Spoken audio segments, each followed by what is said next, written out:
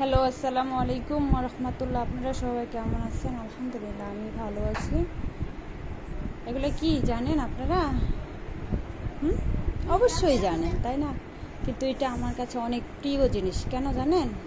জিজ্ঞাসা করতে পারেন যে কেন মরিচ তো মরিচে, আসলে মরিচ তো মরিচে না, এটা আমার মা পাঠিয়েছে। আমাদের গাছের মরিচ, আমাদের লাগানো মরিচ আমার মা পাঠিয়েছে আমার জন্য, বুঝছেন? আমাদের রংপুরে এই সিজনে শুধু মরিচ চাষ হয়। একটা গাছে মিনিমাম কতগুলো বলবো, 100টার মতো মরিচ ধরে, এর চেয়ে ঊর্ধ্ব বেশিও ধরে, বুঝছেন? 3 তুলাই পাকা, আমরা পাকাগুলোই বিক্রি করে আমার বাবারা। হ্যাঁ, আমার বাবা পাকাই বিক্রি করে। এটা মরিচটা তখন পেকে আসে, এরকম কালার হয়ে তখন লাল হয়ে যায়।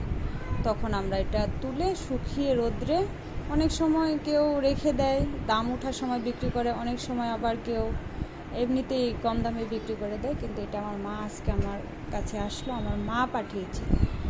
আমার মা, আমার বাবা, সত্যি মানে গর্বের বিষয়। বেশি কিছু দেয় নাই, কিন্তু তবু আমার কাছে এত ভালো লাগতেছে যে আমার মা পাঠিয়েছে। আমার মা, আমার মার জন্য সবাই দোয়া করবেন।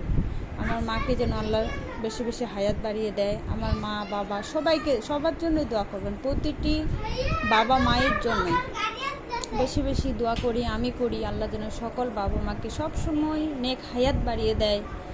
আমাদের স্বপ্ন জাগা, আমাদের উৎসাহে করা, আমাদের ভালোবাসার মানুষ, আবদার করার মানুষ। একমাত্র শুধু আবদার করা যায়, প্রথমত আমাদের আল্লাহ, দ্বিতীয়ত বাবা মা, তৃতীয়ত আমাদের নবী, তাই না?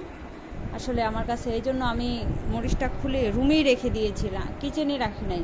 আমি ভাবছি আগে দেখাই সবাইকে, আমার মা পাঠিয়েছে আমাদের গাছের মরিচ। দেন গোটাগুলোও ছুটিয়ে রেখেছে, দেখছেন? আমার মা, আমার মা, আমার মায়ের জন্য সবাই দোয়া করবেন। সবাই ভালো থাকবেন। আল্লাহ হাফেজ।